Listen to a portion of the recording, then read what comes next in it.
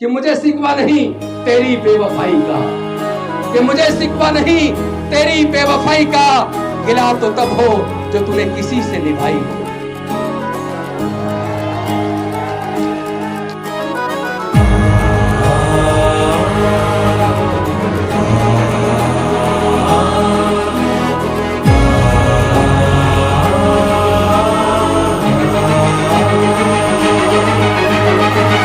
संविधान का है तू ही शिल्पकार, तू ही शिल्पकार, तू ही शिल्पकार। तूने ही सिखाया है समानता का सार, समानता का सार, समानता का सार। राष्ट्र संविधान का है तू ही शिल्पकार, तूने ही सिखाया है समानता का सार।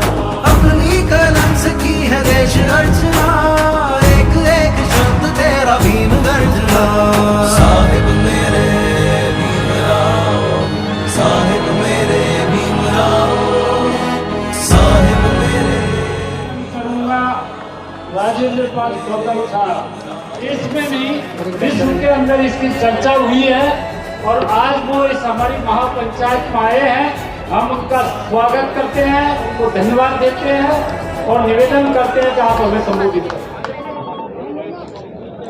दुनिया को समता, स्वतंत्रता, बंधुता, न्याय, प्रज्ञाशील, करुणा और मैत्री का मार्ग दिखाने वाले तथागत भगवान बुद्ध एवं डॉक्टर बाबा साहेब अम्बेडकर जी के चरणों में कोटि कोटि नमन करते हुए मैं आप सबको जय भीम करता हूँ, जय जोहार करता हूँ। और जो 2 अप्रैल को हमारे युवाओं ने SC/ST एट्रोसिटीज एक्ट को बचाने के लिए कुर्बानी दी, मैं उनके प्रति अपनी श्रद्धांजलि अर्पित करता हूँ। साथियों, होके मायूस नहीं शाम से ढलते रहिए, जिंदगी भोर है सूरज से निकलते रहिए। एक ही पांव पे ठहरोगे तो थक जाओगे, धीरे धीरे ही सही राह पे चलते रहिए। आप लोग को ये समझना पड़ेगा, हमारे अंदर डॉक्टर बाबा साहेब अम्बेडकर का खून है। हम उन्हीं के वंशज हैं जिन 500 महारों ने अब से 200 साल पहले पेशवाओं की 28,000 की सेना को केवल 500 नौजवानों ने नेस्तनाबूद कर दिया। अपने खून को पहचानिए, अपनी काबिलियत को पहचानिए। कितनी भी बड़ी सेना क्यों ना हो, जो डिसिप्लिन्ड नहीं होती वो कभी जंग जीत नहीं सकती। जो अनुशासित होते हैं केवल वही जंग जीतते हैं। आपको अनुशासित होना है, अंधविश्वास पाखंडवाद से बाहर आना है, ऐसे नेताओं को पहचानना है जिनकी आंखों के सामने, जिनके रहते हुए देश के सारे संसाधन बेचे जा रहे हैं, हमारा आरक्षण खत्म किया जा रहा है।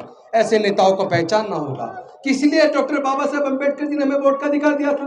जरा याद करके देखिए, पहले वोट का अधिकार नहीं था। जब संविधान सभा के सामने इस बात पे चर्चा शुरू हुई कि अब हम अंग्रेज जाने वाले हैं, हमें अपनी सरकार चुननी है, तो वोट का अधिकार किसको मिलना चाहिए? ज्यादातर संविधान सभा के सदस्य वोट का अधिकार केवल जो इनकम टैक्स पे करते हैं उनको देना चाहते थे, जो बड़े जमींदार हैं उनको देना चाहते थे, जो बड़े पूंजीपति हैं उनको देना चाहते थे। लेकिन डॉक्टर बाबा साहब अम्बेडकर जी ने सोचा कि हजारों साल तक एक ऐसी सामाजिक व्यवस्था बनी, ऐसे धर्मशास्त्र लिखे गए जिससे हजारों साल तक हमारे लोगों के पढ़ने लिखने पर धार्मिक बंदिश थी, व्यापार करने पर धार्मिक बंदिश थी, जिसकी वजह से हमारे लोग पढ़ नहीं पाए, व्यापारी नहीं बन पाए, तो इनकम टैक्स पे भी नहीं बन पाए। तो इसका मतलब हमारे लोगों को ये लोग वोट का अधिकार देना नहीं चाहते। लेकिन डॉक्टर बाबा साहब अम्बेडकर जी ने अपनी बुद्धि और विवेक से और काबिलियत से पूरी संविधान सभा को इस बात को मानने के लिए मजबूर कर दिया कि भारत में रहने वाले सभी लोगों को समान रूप से वोट का अधिकार मिलेगा। लेकिन अनफॉर्चुनेटली हम लोगों ने अपने उस वोट की कीमत को पहचाना नहीं। हम शराब की बोतल में 1000-2000 रुपए में 10-20 किलो अनाज में अपनी वोट को बेच देते हैं। हम ये भूल जाते हैं कि वो लोग जिसके पैसे से हमारी वोट को खरीदते हैं, उन्हीं नेताओं के हाथों वो पूरे देश को बेच देते हैं, हमारे बच्चों के भविष्य को बेच देते हैं। हमारे इन्हीं सारे सांसदों के और विधायकों के होते हुए आपको देखना होगा, इन्होंने एजुकेशन को इतना महंगा कर दिया कि यार हायर एजुकेशन हमारे लोग ले नहीं सकते। इंजीनियरिंग की पढ़ाई का खर्चा देख लो, मेडिकल की पढ़ाई का खर्चा देख लो, IIM का खर्चा देख लो, कई लाख, 10-10, 12-12 लाख रुपए आपको अपने बच्चे को इंजीनियर बनाने के लिए, डॉक्टर बनाने के लिए, IIM कराने के लिए तो खैर 40 लाख से भी ज्यादा चाहिए। तो सरकारों ने ये जो सरकारी संस्थान बनाए हैं, सरकारी पैसे से बनाए हैं, तो क्या केवल पूंजीपतियों के बच्चों के लिए बनाए हैं? केवल SC ST OBC माइनॉरिटी तो छोड़ दीजिए, जनरल कैटेगरी के भी क्या 90% लोग 20 लाख रुपया 15 लाख रुपया अपने बच्चे की इंजीनियरिंग की पढ़ाई का खर्चा उठा सकते हैं क्या? सरकारें जानबूझकर पढ़ाई को महंगा कर रही हैं, क्योंकि हजारों साल तक तो वैसे नहीं पढ़ने दिया, और जैसे ही पढ़ने का रास्ता डॉक्टर बाबा साहब ने खोला, हमारे लोग जज, engineer, doctor, scientist, collector, professor बनने लगे। उनके पेट में दर्द हो गया, उनके पेट में दर्द हो गया। एक तरफ उन्होंने सरकारी सारे संस्थान बेच दिए, और जो बिक गया वहां रिजर्वेशन खत्म हो गया, यानी हमारी नौकरी के रास्ते ये बंद कर चुके हैं। 4th पे कमीशन में 4th क्लास एम्प्लॉयमेंट को पूरी तरह आउटसोर्स करके ठेके पे दे दिया। ठेकेदार हमारे आदमी का शोषण करता है, उसको पूरे पैसे नहीं देता, और जो भी पूरे पैसे मांगता है उसे नौकरी से निकाल देते हैं। मैं पूछना चाहता हूं, हमारे सांसद और विधायक क्या गूंगे बहरे बन के बैठे रहेंगे? किस लिए आप लोग संसद में आए? डॉक्टर बाबा साहब अम्बेडकर ने आपको संसद विधानसभाओं में इसलिए नहीं भेजा था आप जाके गूंगे भरे बन के बैठ जाओ, आपके समाज का अधिकार लुटता रहे, और आप वहां चुप बैठे रहे। सबको डर लगा रहता है हमारा टिकट कट जाएगा। अगर सब लोग डॉक्टर बाबा साहब अम्बेडकर के रास्ते पर चलेंगे और संसद के अंदर, विधानसभा के अंदर समाज के मुद्दों को उठाएंगे, मजबूती से उठाएंगे, किस किस का टिकट काटेंगे भाई? जो भी जीत के जाए वही बोले, वही लड़े, वही अपनी रिजर्वेशन की लड़ाई हो, चाहे हमारे बहन बेटी की इज्जत की लड़ाई हो, चाहे हमारे युवाओं की लड़ाई हो। हम लोग जब सारे मिलके बोलेंगे तो किसी का टिकट कटने वाला नहीं है। वोट हमारा, राज तुम्हारा। ये कब तक चलेगा भाई? तो आप मानवर कांसीराम साहब कह के गए थे, जिसकी जितनी संख्या भारी उसकी उतनी हिस्सेदारी। संख्या हमारी भारी, 12% लोग पूरे देश पे राज कर रहे हैं, पूरे देश के संसाधनों पर कब्जा कर रहे हैं। हमारे पास है क्या? भारत के मूल निवासी होने के बावजूद भारत के संसाधनों में हमारा हिस्सा नहीं है। मैं आप सबसे पूछना चाहता हूं, ये जो जल जंगल जमीन है, कोई अपनी माँ के पेट से लेकर पैदा हुआ था क्या? क्योंकि कुछ ही लोग उसके मालिक क्यों हैं, उसमें हमारा हिस्सा कहाँ है? क्या हमें अपने हक अधिकार की लड़ाई को लड़ना नहीं चाहिए? क्या हमारे अपने युवाओं की लड़ाई को नहीं लड़ना चाहिए? क्या हमारी बहन बेटी की इज्जत के लिए नहीं लड़ना चाहिए? जो लोग स्वाभिमान के से जी नहीं सकते वो तो वैसे भी मरे के समान है। किस बात के सांसद, किस बात के विधायक, किस बात के मंत्री? अरे मैंने मंत्री की कुर्सी त्यागी, लोगों ने कहा क्यों त्यागी?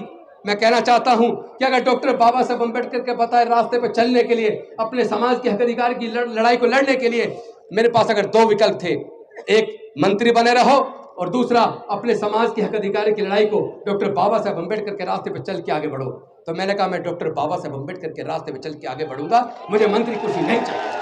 मैंने कुर्सी त्याग दी, और मुझे सच बता रहा हूं, ईमानदारी से बता रहा हूं, जब से कुर्सी त्यागी है तब से और भी ज्यादा ताकतवर महसूस करता हूं। अब लगता है मेरा जीवन केवल मेरे समाज के लिए है, मुझे मरने से डर नहीं लगता।